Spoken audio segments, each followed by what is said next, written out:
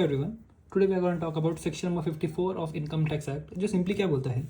आपके पास एक residential house property है, आपने उसे ट्रांसफ़र किया।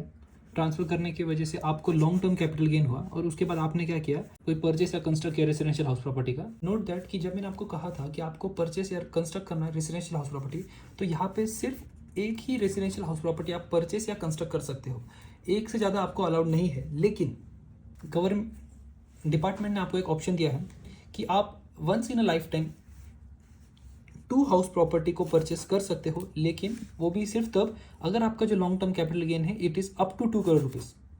तो आप once in a life time 2 house property का ऑप्शन सिलेक्ट कर सकते हो और आप एक की जगह 2 हाउस प्रॉपर्टी परचेस कर सकते हो। केस देखते हैं, मान लेते हैं आपने एक रेसिडेंशियल हाउस प्रॉपर्टी को सेल किया और वापस एक दूसरे हाउस प्रॉपर्टी को परचेस किया। आपने एक की जगह 2 हाउस प्रॉपर्टी को परचेस किया है और सिमिलर सिचुएशन आपके पास अराइज हुआ है 5 या 10 साल बाद। तो क्या अब आपके पास सेक्शन 154 का एग्जाम्पशन का ऑप्शन है या ऑप्शन जा चुका है? तो देखो, ये जो मैंने आपको कहा कि आप 2 हाउस प्रॉपर्टी का है, ये लाइफ में एक टाइम मिलेगा। उसके बाद अगर फिर से आपका सिचुएशन अराइज होता है जहाँ पे आप परचेस एंड सेल करते हो प्रॉपर्टी का, तो जो एक हाउस प्रॉपर्टी का ऑप्शन है वो आपके पास अवेलेबल ही है, उसमें कुछ दिक्कत नहीं है। ये जो सेक्शन 154 है, इसका एग्जाम्पशन मिलता किसको है? तो देखो, इसका एग्जाम्पशन सिर्फ और सिर्फ इंडिविजुअल एंड HUF, सिर्फ इन दोनों को मिलता है। रेसिडेंशियल हाउस प्रॉपर्टी का सिंपल मतलब होता है घर जहाँ पे लोग रहते हैं, जहाँ पे अपन खुद रहते हैं। तो अगर आपके पास कोई ऐसी प्रॉपर्टी है which is residential house property और आप उसे क्या करते हो, ट्रांसफर करते हो, तो कैपिटल गेन अरेज कैसे होता है? पहले आता है फुल वैल्यू ऑफ कंसिडरेशन। मतलब आपने अगर कोई प्रॉपर्टी या कोई भी कैपिटल एसेट बेचा तो जितने वैल्यू में आप उसे बेचते हो वो आता है यहाँ पे फुल वैल्यू ऑफ कंसिडरेशन। मान लेते हैं आपने प्रॉपर्टी बेची है 1 करोड़ रुपए की और उस ये कॉस्ट ऑफ एक्विजिशन है, मतलब ओरिजिनल जिस वैल्यू पे आपने उस प्रॉपर्टी को परचेस किया था। मान लेते हैं आपने एक प्रॉपर्टी 80 लाख में परचेस की थी कुछ टाइम पहले और आपने उसी प्रॉपर्टी को 1 करोड़ में बेच दिया। ये 20 लाख रुपीज़ का आपको गेन होता है ना। ये गेन हो सकता है लॉन्ग टर्म कैपिटल गेन या ये हो सकता है शॉर्ट टर्म कैपिटल गेन। हमारे केस में जब हम बात करते हैं सेक्शन नंबर 54 की, तो हम बात कर रहे हैं हाउस प्रॉपर्टी की, इसलिए इसके लिए हमारे इस केस में हमारे लिए रिलेवेंट है लॉन्ग टर्म कैपिटल गेन कब होगा, जब आप उस प्रॉपर्टी को सेल कर रहे हैं, सेल से पहले या फिर ट्रांसफ़र से पहले उसको ग्रेटर देन या इक्वल टू 24 मंथ्स हो जाने चाहिए, तब हम उसे बोलेंगे long term capital gain. Other नहीं तो फिर वो हो जाएगा short term capital gain. Section number 54 का एग्जाम्पशन कितना मिलेगा? तो वो बोलता है जितना आपका लॉन्ग टर्म कैपिटल गेन है या फिर जितना आपका कॉस्ट ऑफ न्यू प्रॉपर्टी है, इन दोनों में से जो भी लोअर रहेगा आपको उतना ही एग्जाम्पशन मिलेगा। मतलब यहाँ पे आप जो एग्जाम्पशन ले सकते हो it is maximum to the extent of this 20 lakh rupees. इससे ज़्यादा आप एग्जाम्पशन नहीं ले सकते क्योंकि आपका ये लॉन्ग टर्म कैपिटल गेन फिलहाल की तारीख पे इतना ही है। तो थोड़ा हम केस को चेंज करते हैं। मान लेते हैं आपने जो प्रॉपर्टी बेची है वो 1 करोड़ की नहीं 100 करोड़ में बेची, जिसको आपने ओरिजिनली परचेस किया था 80 करोड़ में। अब आपके पास जो लॉन्ग टर्म कैपिटल गेन है वो है 20 करोड़ रुपीज़। तो एग्जाम्पशन क्या बोलता था आपने को ऊपर की कंडीशन के हिसाब से, मैक्स टू मैक्स कितना यूटिलाइज कर सकते हो आप? 20 लाख रुपीज़। तो आप 20 करोड़ का अगर प्रॉपर्टी परचेस करते हो तो आपको पूरा बेनिफिट मिल जाएगा। 20 से ज़्यादा करते हो तो भी आपको इतना ही बेनिफिट मिलेगा, एंड कम करते हो तो कम मिल जाएगा। लेकिन इसमें एक अमेंडमेंट आया था। वो अमेंडमेंट क्या बोलता है कि जो आप नया प्रॉपर्टी परचेस कर रहे हो उसकी अमाउंट अगर 10 करोड़ से ज़्यादा है तो to the extent of 10 crore ही हम कंसिडर करेंगे for the purpose of exemption. मतलब मान लेते हैं आपने प्रॉपर्टी परचेस की 20 करोड़ की, तो क्या आपको यहाँ पे 20 करोड़ मिलेगा? नहीं, आपको यहाँ पे मिलेगा 10 करोड़ रुपीज़ का, और 10 करोड़ के ऊपर आपको टैक्स भरना पड़ेगा। मान लेते हैं आपने प्रॉपर्टी परचेस किया 15 करोड़ रुपीज़ की, तो यहाँ पे कितना मिलेगा? तो भी 10 ही रहेगा। आपने 8 करोड़ परचेस किया तो यहाँ पे कितना होगा? यहाँ पे 8 ही होगा।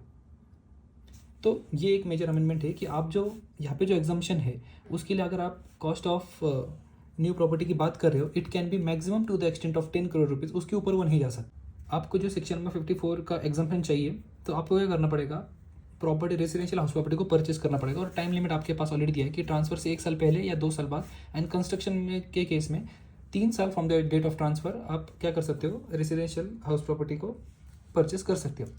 लेकिन मान लेते हैं आप 2 साल बाद कर रहे हो या 3 साल के अंदर परचेस करते हो प्रॉपर्टी को, तो फिर लेकिन गवर्नमेंट आपको जो एग्जाम्पशन है ये एग्जाम्पशन तो आज दे रही है, तो ये पैसों को क्या करना है? तो देखो उसके लिए आता है कैपिटल गेन अकाउंट्स के। मान लेते हैं आपने प्रॉपर्टी को बेचा है 1 अक्टूबर 2024 को। ये फिनेंशियल ईयर कौन सा है? Financial year 24-25। इसका आप ITR कब भरते हो? मान लेते हैं 31 जुलाई 2025 में आप इसका ITR भरते हो। तो ये इनकम टैक्स का रूल क्या बोलता है, आपका जो भी ITR का ड्यू डेट है इस ड्यू डेट के पहले आपको क्या करना पड़ेगा, जितना पैसा आप इसके अंदर इन्वेस्ट करने का बोल रहे हो या जितना अमाउंट के लिए आपको एग्जाम्पशन चाहिए है, ये हमारे केस में 20 लाख रुपीज़ है, या तो आप 20 लाख रुपीज़ को इन्वेस्ट कीजिए, प्रॉपर्टी परचेज करो, कंस्ट्रक्शन में उतना पैसा डाल दो। लेकिन मान लेते हो आपने उतना पैसा नहीं डाला या आपने इससे कम पैसा डाला, तो बचे हुए पैसे को आप कैपिटल गेन अकाउंट स्कीम इसमें इन्वेस्ट करो। ये कौन सा अकाउंट है, आप इस अकाउंट को समझते हैं। देखो आपको करना क्या पड़ता है, आपको करना क्या है, आपको जाना है किसी भी पब्लिक सेक्टर बैंक के पास और उनको जाके बोलना है कि मुझे CGAS अकाउंट है, इस अकाउंट को खोलना है। अब पब्लिक सेक्टर बैंक मतलब क्या है, जिस पे गवर्नमेंट का कंट्रोल है, जैसे कि SBI, PNB, bank of Baroda, union bank, फिर bank of India, bank of Maharashtra, central bank, ऐसे बहुत सारे बैंक हैं। आपको ये लिस्ट कहीं गूगल पे कहीं भी मिल जाएगी। उन बैंक के पास जाना है, उनको बोलना है मुझे CGAS अकाउंट खोलना है, तो वो आपको एक फॉर्म देंगे, आपको फॉर्म भरना है। देखो इसमें जब भी आप ये अकाउंट खोलते हो उसमें दो आता है, एक हमारे जैसे कि हमारा सेविंग अकाउंट की तरह रहता है शॉर्ट टर्म के लिए, और एक रहता है लॉन्ग टर्म के लिए, जैसे हम FD बोलते हैं। अगर आपको लग रहा है कि आप प्रॉपर्टी इमीडिएटली परचेस करोगे या आपको मालूम नहीं है कि प्रॉपर्टी कब परचेस करनी है, इमीडिएटली भी हो सकता है, तो आप इस अकाउंट में जाओ।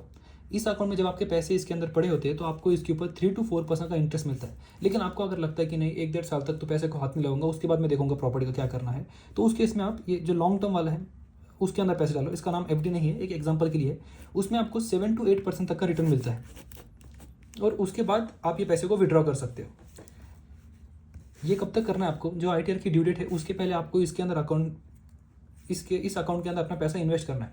और जब आप अपना ITR भरोगे तो उस टाइम पे ये जो आपने अकाउंट खोला है CGS, इसकी डिटेल्स आपको देनी पड़ती है इनकम टैक्स के रिटर्न में कि इतना इतना पैसा हमारा ब्लॉक किया है और इतना पैसा हमने इसमें इन्वेस्ट किया है।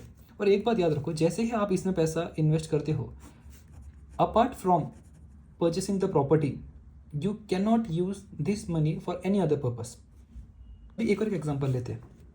मान लेते हैं ये आपका फुल वैल्यू ऑफ कंसिडरेशन कितना था, 1 करोड़ का है। मतलब क्या होता है कि आपने इस प्रॉपर्टी को बेचा 1 करोड़ में, अब आपके पास 1 करोड़ रुपए आ चुके हैं। आपका नेट कंसिडरेशन 20 लाख था, मतलब 20 लाख रुपीज़ आपको क्या करना है, up to the date of ITR filing आपको इन पैसों को CGAS अकाउंट स्कीम में डालना है, या फिर इन पैसों को यूटिलाइज करना है for the purpose of purchasing और कंस्ट्रक्शन ऑफ अ प्रॉपर्टी। तो आपने क्या किया, इस 1 करोड़ से पूरा का पूरा 1 करोड़ रुपए आपने अपने बिजनेस के लिए यूज़ किया है या कोई भी अदर पर्पज़ के लिए यूज़ किया है, और बाद में before the due date of ITR filing आपने इन पैसों को CGAS जो अकाउंट था उसमें यूटिलाइज किया। तो क्या ये अलाउड है? तो देखो ये चीज़ अलाउड है, क्योंकि सेक्शन क्या बोलता है कि up to the date of ITR filing आपको ये CGAS अकाउंट जो है वो अकाउंट खोलना है और उसके अंदर आपके पैसे डिपॉजिट करने हैं। तो it doesn't restrict you from utilising the money for any purpose until the date of filing ITR। तो यस, आप इन पैसों को यूटिलाइज कर सकते हो। जितने की आपने प्रॉपर्टी परचेज किया है, आप इस प्रॉपर्टी को सेल नहीं कर सकते हैं for 3 years from the rate of transfer. जैसे आपने from the rate of acquisition, जैसे ही आपने इस प्रॉपर्टी को एक्वायर किया, अगले 3 साल तक आप इस प्रॉपर्टी को सेल नहीं कर सकते। देखते हैं, मान लेते हैं A नाम का एक बंदा है, उसके पास ऑलरेडी एक हाउस प्रॉपर्टी थी 1 नंबर की, उसने इस प्रॉपर्टी को सेल किया और उसकी जगह उसने क्या किया, हाउस प्रॉपर्टी 2 थी वो परचेज किया। इसकी वजह से उसके पैसे चले गए। अब मान लेते हैं उसको पैसे की गरज है, लेकिन कंडीशन क्या बोलता है कि आप इस प्रॉपर्टी को 3 साल तक बेच नहीं सकते। तो ये बंदा क्या गया, ये बंदा गया बैंक के पास और बैंक को जाके बोलता है कि बैंक आप इस प्रॉपर्टी को एज अ कोलैटरल रखो अपने पास और मुझे बैंक लोन दे दो। तो क्या ये चीज़ करना अलाउड है? That is the question. तो देखो इसका आंसर है यस, इसमें कोई दिक्कत नहीं, क्योंकि जो सेक्शन है वो सेक्शन स्पेसिफिकली क्या बोलता है कि आप इस प्रॉपर्टी को सेल नहीं कर सकते आप, क्योंकि अगर आप इस प्रॉपर्टी को बैंक के पास एज ए मॉर्गेज भी रखते हो तो इसकी ओनरशिप चेंज नहीं हुई है, ओनरशिप अभी भी आपके पास है, कंट्रोल अभी भी प्रॉपर्टी का आपके पास ही है। तो यस, आप इसको मॉर्गेज रख सकते हो बैंक के पास एंड आप इसके अगेंस्ट में लोन ले सकते हो। मान लेते हैं केस है, मिस्टर ए है, उसके पास एक हाउस प्रॉपर्टी है एंड सेकंड इज मिसेज ए जिसके पास भी एक हाउस प्रॉपर्टी है। मिस्टर ए ने क्या किया, उसकी हाउस प्रॉपर्टी ट्रांसफर कर दी उसकी वाइफ को, और to get exemption under section number 54 mister A को प्रॉपर्टी परचेज करनी पड़ती। तो उसने क्या किया, मिसेज ए के पास से प्रॉपर्टी परचेज की। तो क्या इस केस में उसे सेक्शन नंबर 54 का एग्जम्पशन मिलेगा? Then the answer is no, क्योंकि सेक्शन जो 54 है it does not override section 64 sub section 1 clause 4। अब ये सेक्शन क्या है, ये बात करता है क्लबिंग प्रोविजन की। क्लबिंग मतलब ये बोलता है कि अगर आप ट्रांसफर करते हो स्पाउस को फॉर इनएडिक्वेट कंसिडरेशन या फिर only for the purpose of routing the money, मतलब ये जो आप ट्रांसफर कर रहे हो इससे अल्टीमेटली जो कैश का जो इनफ्लो एंड आउटफ्लो है उसमें कुछ चेंज नहीं होगा। इसके अलावा जो कंट्रोल है वो कंट्रोल मिस्टर ए के पास ही रहेगा, क्योंकि जो प्रॉपर्टी है वो मिसेस ए की थी। तो इसलिए इस केस में सेक्शन नंबर 54 एप्लीकेबल नहीं होगा और मिस्टर ए को इसका एग्जम्पशन नहीं मिलेगा। केस देखते हैं। मान लेते हैं ये है हाउस नंबर 1 और ये है हाउस नंबर 2, इसके बीच में दीवार है। आप गए, इसका जो भी सेलर था, इस प्रॉपर्टी का जो भी ओनर था, आप उसके पास गए, आपने बोला आपको ये प्रॉपर्टी परचेस करनी है। सिमिलरली जो हाउस 2 है, आप उसके ओनर के पास गए और आपने उसे कहा कि आपको प्रॉपर्टी परचेस करनी। आपने ये 2 प्रॉपर्टी परचेस किया। आपने क्या किया, जो उसके बीच की दीवार थी आपने दीवार को हटा दिया, या फिर इसके बीच में आपने क्या किया, डोर को लगा दिया, जिससे ये पूरा का पूरा एक ही बड़ा फ्लैट बन गया। तो अब क्या आपको सेक्शन नंबर 54 का एग्जम्पशन मिलेगा?